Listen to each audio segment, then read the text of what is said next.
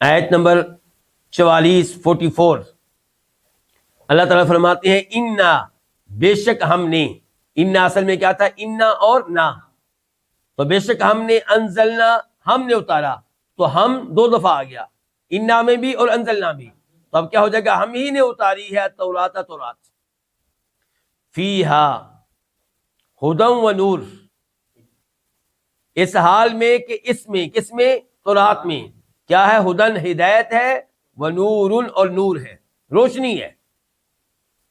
اس سے کیا مراد ہے کہ اس میں ہدایت اور اس میں نور ہے؟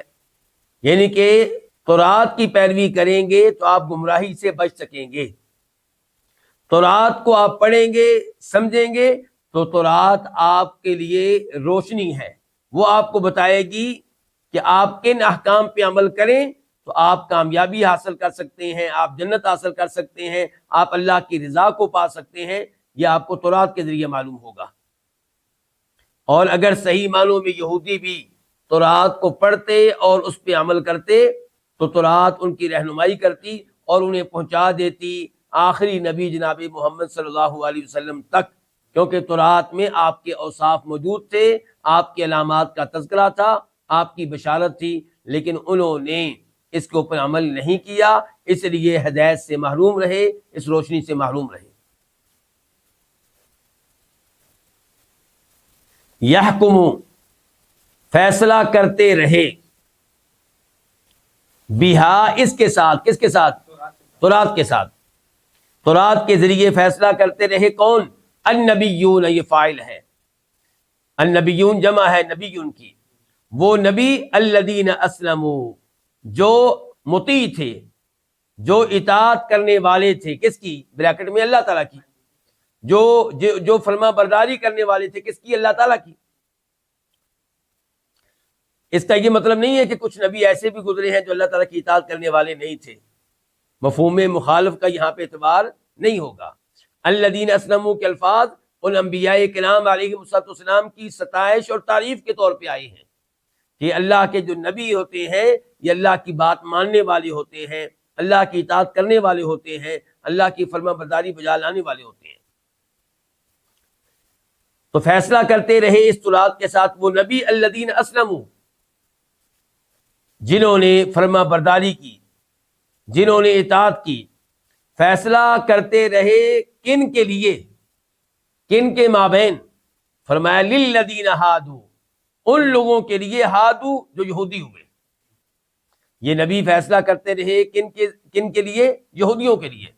اور یہاں پہ نبیوں سے مراد وہ نبی ہیں جنہیں انبیاء بنی اسرائیل کہا جاتا ہے، کیونکہ تورات موسیٰ علیہ السلام پہ نازل ہوئی ہے، اور بعد میں آنے والے انبیاء کرام علیہ السلام اسی تورات پہ عمل کرتے رہے۔ کچھ نبیوں پہ تورات کے علاوہ بھی اللہ کی طرف سے کلام نازل ہوا، صحیفے نازل ہوئے، لیکن بنیادی طور پہ کون سی کتاب رہی؟ تورات رہی۔ خود عیسیٰ علیہ السلام کا بھی یہی معاملہ ہے، انجیل ان پہ نازل ہوئی، لیکن بنیادی کتاب جو ان کے لیے تھی وہ تورات ہی تھی۔ تو فرمایا یہ فیصلہ کرتے رہے للذین ہادو، ان لوگوں کے لیے جو یہودی ہوئے، والربانیون، والربانیون یہ جمع ہے کس کی؟ ربانی کی۔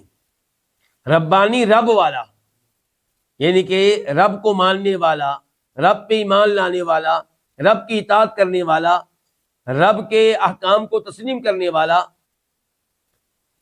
آسان اردو میں ہم کہہ لیتے ہیں اللہ والے، لیکن بہر لفظ کیا ہے؟ ربانیین، رب والے۔ اچھا، ربانیون والربانیون کا عطف کس کے اوپر ہے؟ اس کا تعلق پچھلے کس لفظ کے ساتھ ہے؟ تو اس کا تعلق ہے النبیون کے ساتھ۔ کس کے ساتھ؟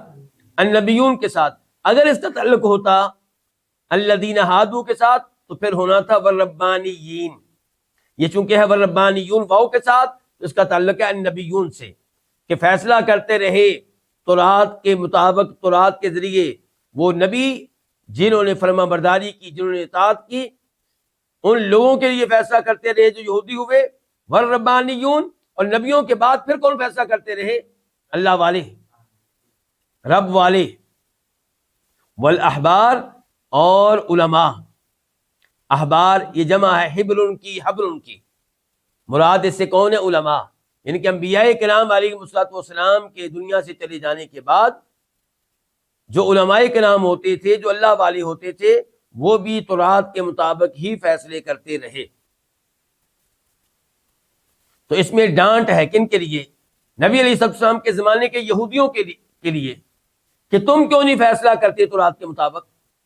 تمہارے بڑے، تمہارے انبیاء علیہ السلام اور ان کی بیعت کرنے والے علماء کرام اور اللہ والے جو تھے، وہ تو تورات کے مطابق فیصلے کیا کرتے تھے، فیصلہ کرنے کے لیے تورات کی جانب رجوع کیا کرتے تھے، تم کیوں اعراض کر رہے ہو؟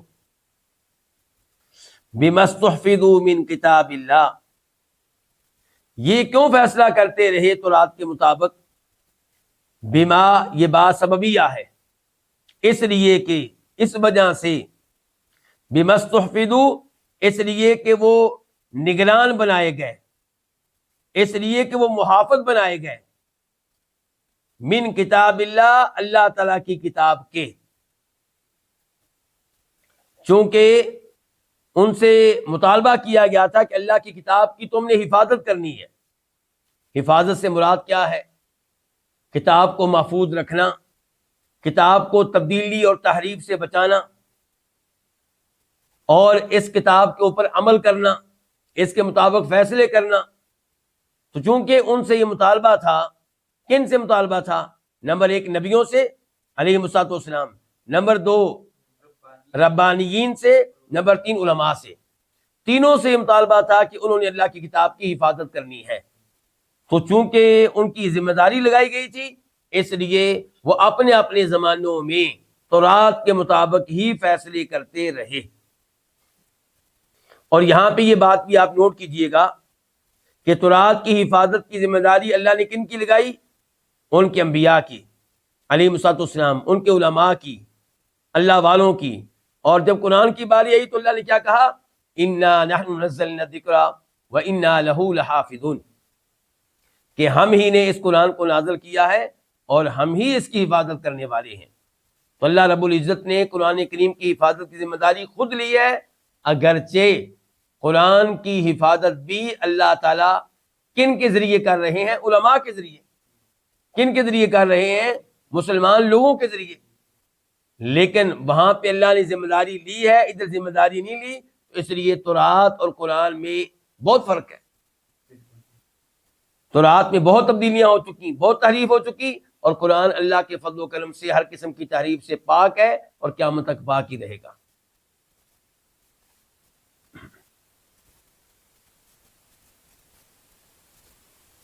وَكَانُوا عَلَيْهِ شُهَدَاءَ، اور یہ تھے، یہ کون؟ یہ انبیاء کرام علیہ السلام، یہ اللہ والے اور یہ علماء، کانو، یہ تھے، علیہ، اس پہ، کس پہ؟ اس کتاب پہ، تورات پہ، کیا تھے؟ شہداء، گواہ تھے۔ یعنی کہ یہ گواہ تھے اس بات کے کہ یہ کتاب برحق ہے، یہ کتاب اللہ کی طرف سے ہے۔ شہداء جمع ہے کس کی؟ شہید ان کی۔ فلا تخشوا الناس واخشونی ولا تشتروا بآیاتی ثمنا قلیلا، پس تم نہ ڈرو لوگوں سے، لا نہیں کے لیے ہے، روکنے کے لیے ہے، منع کرنے کے لیے ہے، پس تم نہ ڈرو لوگوں سے۔ اس آیت میں اللہ تعالیٰ کس سے مخاطب ہیں؟ کن سے گفتگو کر رہے ہیں؟ یہودیوں سے۔ یعنی کہ آپ علیہ السلام کے زمانے کے یہودیوں سے اللہ تعالیٰ مخاطب ہے کہ تمہارے نبی، تمہارے علماء، تمہارے بڑے تورات کے مطابق فیصلے کرتے رہے، تو تم تورات کے مطابق فیصلے کیوں نہیں کرتے ہو؟ تم زنا کرنے والوں کو سنسار کیوں نہیں کرتے ہو؟ سنسار کرنے کا جو فیصلہ ہے یہ ان کے سامنے کیوں نہیں رکھتے ہو؟ کیا تم لوگوں سے ڈرتے ہو؟ فرمایا فلا تخشوا الناس، بس تم لوگوں سے نہ ڈرو، واخشونی، اور مجھ سے ڈرو، اللہ تعالیٰ کے عذاب سے ڈرو، اللہ کی پکڑ سے ڈرو۔ یعنی کہ اگر تم نے تورات پہ عمل نہ کیا، تورات میں تحریف کو قبول کیا، تو اللہ تعالیٰ کے عذاب کا سامنا کرنا پڑے گا، اللہ کو حساب دینا پڑے گا، اللہ کے سامنے باز پرس کے لیے کھڑا ہونا پڑے گا۔ تو اس لیے اللہ تعالیٰ سے ڈرو، لوگوں سے نہ ڈرو۔ لوگوں سے نہ ڈرو، اس میں کئی چیزیں داخل ہو سکتی ہیں۔ لوگوں سے نہ ڈرو اور تورات کے مطابق فیصلہ کرو، مثال کے طور پہ زانی کو سنسار کرنے کا فیصلہ، اور لوگوں سے نہ ڈرو اور بتاؤ یہودیوں کو کہ تورات میں آخری نبی کی جو علامات ہیں اوصاف ہیں وہ پائے جاتے ہیں محمد الرسول اللہ میں صلی اللہ علیہ وسلم۔ بخشونی، مجھ سے ڈرو، نون کے بعد اصل میں کیا تھی؟ یا، لفظ کیا تھا؟ بخشونی، لیکن یا کو حذف کر دیا گیا، اور نون کے نیچے جو کسرہ ہے یہ علامت ہے کہ یہاں پہ یا موجود ہے۔ وَلَا تَشْتَرُوا بِآيَاتِي ثَمَنًا قَلِيلًا، اور تم نہ لو بھی آیاتی، میری ایتوں کے بدلے میں، کیا نہ لو؟ ثمنًا قلیلا، تھوڑی سی قیمت۔ اس سے کیا مراد ہے؟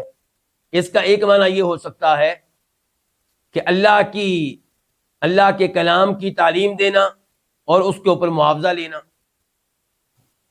اور لوگ عام طور پہ اس آیت کا اور ان الفاظ کا یہی مفہوم سمجھتے ہیں، جبکہ یہ مفہوم غلط ہے۔ قرآن کریم کی تعلیم پہ، قرآن سکھانے پہ معاوضہ لینا جائز ہے، اس میں کوئی حرج نہیں ہے۔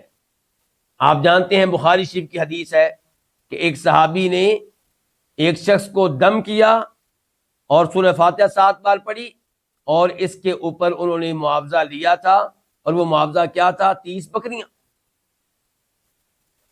اسی طرح نبی علیہ السلام فرماتے ہیں، بخاری شریف کی حدیث ہے کہ جن جن چیزوں پہ تم کوئی اجرت لیتے ہو ان میں سے سب سے زیادہ حقدار کوئی چیز اگر ہے تو وہ اللہ کی کتاب ہے۔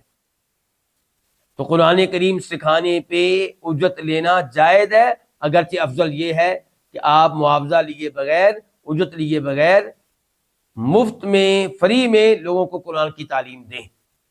لیکن اگر کوئی اس کے اوپر معاوضہ لیتا ہے تو انشاءاللہ اس میں کوئی حرج نہیں ہے۔ اور اس آیت کا یہ مفہوم قطعاً نہیں ہے کہ آپ اللہ تعالیٰ کی آیتوں کی تعلیم کے بدلے میں معاوضہ نہیں لے سکتے۔ پھر اس آیت کا کیا مطلب ہے؟ سیاق و سباق سے بالکل واضح ہے۔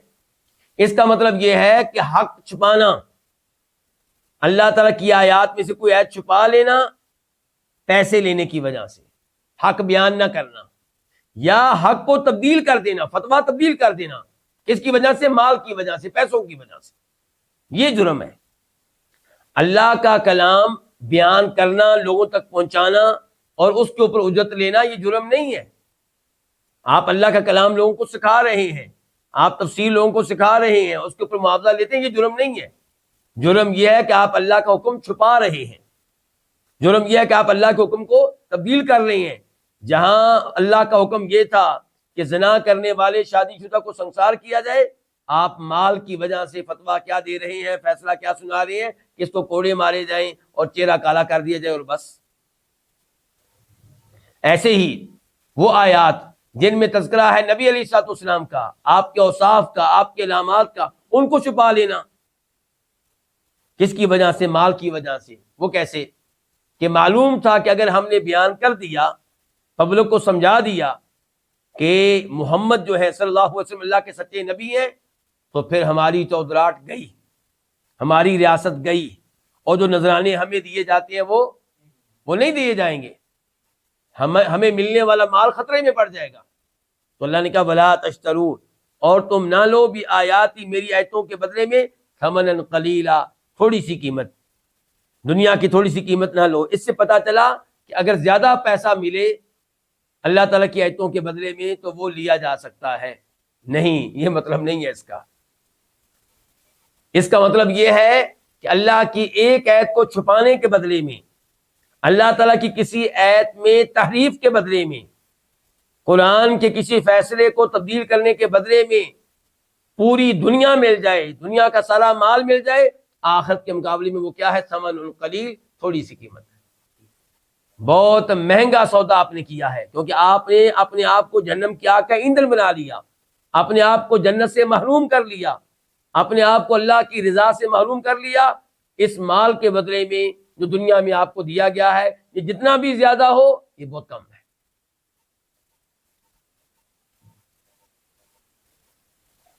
وَمَن لَّمْ يَحْكُم بِمَا أَنزَلَ اللَّهُ، ومن، اور جو، لم يحکم، نہ فیصلہ کرے، بما انزل اللہ، اس کے مطابق جو اللہ نے نازل کیا ہے، اور جو فیصلہ نہ کریں اس کے مطابق جو اللہ نے نازل کیا ہے، فاولئک، پس یہی ہے، ہم وہ، اب اولئک ہم کو ایک کر دیں تو ترجمہ کیا ہو جائے گا؟ پس یہی ہے، اب الکافرون کیا؟ کافر، کفر کرنے والے، من، جو فیصلہ نہ کریں، اس سے مراد کون لوگ ہیں؟ ایک قول یہ ہے کہ اس سے مراد تمام لوگ ہیں، یہ لفظ عام ہے، من کیا ہوتا ہے؟ عام، جو بھی اللہ کے نازل کردہ قانون کے مطابق فیصلہ نہ کرے وہ کافر ہے، چاہے وہ مسلمان ہوں، چاہے وہ یہودی ہوں، چاہے وہ عیسائی ہوں، چاہے وہ ہندو ہوں، چاہے وہ سکھ ہوں، جو بھی ہوں۔ اور دوسرے نمبر پہ کہا گیا ہے کہ یہ ایت خاص ہے اہل کتاب کے ساتھ، کیونکہ تذکرہ پہلے کن کا ہو رہا ہے؟ اہل کتاب کا تذکرہ ہو رہا ہے، تورات کا۔ تو اس ایت کے آخر میں اللہ نے کہہ دیا کہ اگر تم لوگ تورات کے مطابق فیصلہ نہیں کرتے، اپنی خواہش کے مطابق فیصلہ کرتے ہو، مثال کے طور پہ سنسار کرنے کی بجائے کوڑے مارنے پہ اور چہرہ کالا کرنے پہ اکتفا کرتے ہو، تو پھر تم کیا ہو؟ کافر ہو۔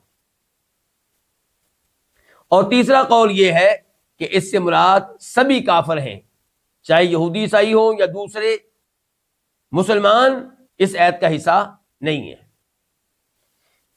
جبکہ الفاظ عموم کے لیے ہے، من عام الفاظ ہیں۔ تو اس لیے ہم یہ کہیں گے کہ اللہ رب العزت نے کہا ہے کہ جو اللہ کے نازل کردہ دستور کے مطابق، قانون کے مطابق فیصلہ نہ کریں وہ کافر ہیں۔ اس میں سب سے پہلے کون داخل ہوں گے؟ وہ یہودی، وہ اہل کتاب جن کا تذکرہ ہو رہا تھا، اور اسی طرح دوسرے لوگ بھی اس میں داخل ہیں جو بھی اللہ کے نازل کردہ قانون کے مطابق فیصلہ نہیں کرتے۔ اس ایت کو لے کر ہمارے بہت سے نوجوان بڑی جلدی حکمرانوں کو کافر قرار دیتے ہیں، ججوں کو کافر قرار دیتے ہیں۔ کیوں؟ کیونکہ یہ کئی امور میں قرآن کے مطابق فیصلہ نہیں کرتے، حدیث کے مطابق فیصلہ نہیں کرتے، بلکہ پارلیمنٹ میں لوگوں نے جو قانون بنایا ہوتا ہے اس کے مطابق فیصلہ کرتے ہیں۔ تو اس کا مطلب یہ ہے کہ کیا ہوئے؟ یہ کافر ہوئے۔ تو آپ ایسے لوگوں کے بارے میں کیا کہیں گے؟ تو پہلی بات تو یہ ہے کہ اگر یہاں پہ کفر سے مراد کفر اکبر ہے، بڑا کفر، وہ کفر جو انسان کو ایمان اسلام سے نکال کے کافر دین میں داخل کر دیتا ہے، تو پھر اس سے مراد وہ لوگ ہیں جو اللہ رب العزت کے قانون کو مانتے ہی نہیں، تسلیم کرتے ہی نہیں، قرآن پہ ایمان لاتے ہی نہیں، یا قرآن کی کسی آیت پہ ایمان لاتے ہی نہیں۔ مثال کے طور پہ وہ کہتا ہے کہ میں مانتا ہی نہیں کہ چور کا ہاتھ کاٹا جائے، یہ ظلم ہے، یہ زیادتی ہے، تو ایسا آدمی کیا ہو جائے گا؟ کافر ہو جائے گا۔ دوسرے نمبر پہ وہ شخص جو کہتا ہے کہ قرآن کے مطابق فیصلہ کرے تو یہ بھی ٹھیک، اور اگر انگریزوں کے بنائے ہوئے قوانین کے مطابق فیصلہ کریں، انسانوں کے بنائے ہوئے قوانین کے مطابق فیصلہ کریں تو وہ بھی ٹھیک، یہ برابر ہیں دونوں چیزیں، تو ایسا آدمی بھی کافر ہو جائے گا۔ لیکن وہ شخص جو سمجھتا ہے کہ حق جو ہے وہ قرآن ہے، حق وہ شریعت ہے جو آسمانوں سے نازل ہوئی ہے، اسی کے مطابق فیصلہ کرنا چاہیے، لیکن کسی جگہ پہ وہ اعراض کرتا ہے قرآن کے فیصلے سے، شریعت کے فیصلے سے، مالی مفادات کی خاطر، اپنا عہدہ بچانے کے لیے، اپنا سٹیٹس بچانے کے لیے، تو ایسا آدمی مجرم ہے، کبیرہ گناہ کا ارتکاب کرنے والا ہے، اللہ کے غضب کو دعوت دینے والا ہے، لیکن ہم اسے کافر نہیں کہیں گے۔ وہ کافر نہیں ہے کیونکہ وہ مانتا ہے قرآن کو، وہ سمجھتا ہے قرآن کے مطابق ہی فیصلہ کرنا چاہیے، وہ جانتا ہے کہ قرآن کے علاوہ کسی اور قانون کے مطابق یا نظام کے مطابق فیصلہ کریں گے تو وہ درست نہیں ہے، تو ایسے آدمی کو کافر نہیں کہا جائے گا، مجرم کہا جا سکتا ہے، اور کافر نہیں کہا جائے گا۔ کئی علماء کرام نے یہ تفسیر کی ہے کہ یہاں پہ کفر سے مراد بڑا کفر نہیں ہے بلکہ کفر اصغر ہے۔ گناہ کے سارے امور کفر ہوتے ہیں، گناہ کے سارے امور کیا ہوتے ہیں؟ کفر ہوتے ہیں، یہ کافروں والے کام ہوتے ہیں نا۔ کافر کا کام ہے اللہ کے قرآن کو چھوڑ کے کسی اور نظام کے ذریعے فیصلہ کرنا، تو یہ اس کفر سے مراد پھر کیا ہوگا؟ کفر اصغر. تو اگر یہ کفر اصغر ہے تو پھر آپ اپنے وقت کے حکمرانوں کو اور ججوں کو کافر نہیں کہہ سکتے، کیونکہ یہ تو کفر اصغر یہاں پہ اس کا تذکرہ ہوا ہے، کفر اکبر کا تذکرہ نہیں ہوا.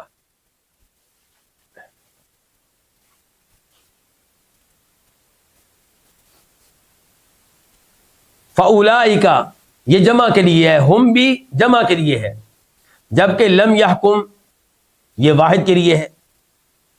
تو اصل میں اولئک اور ہم یہ جو جمع کے الفاظ لائے گئے ہیں ان میں خیال رکھا گیا من کے معنی کا. من کا معنی عموم کے لیے ہوتا ہے یا من سے مراد ایک آدمی ہوتا ہے؟ جو بھی فیصلہ نہ کریں. تو من تو بہت زیادہ ہو گئے پھر. تو من لفظ کی طرف دیکھیں تو آپ کو واحد نظر آئے گا، لیکن معنی و مفہوم کے لحاظ سے کیا ہے؟ جمع کے لیے.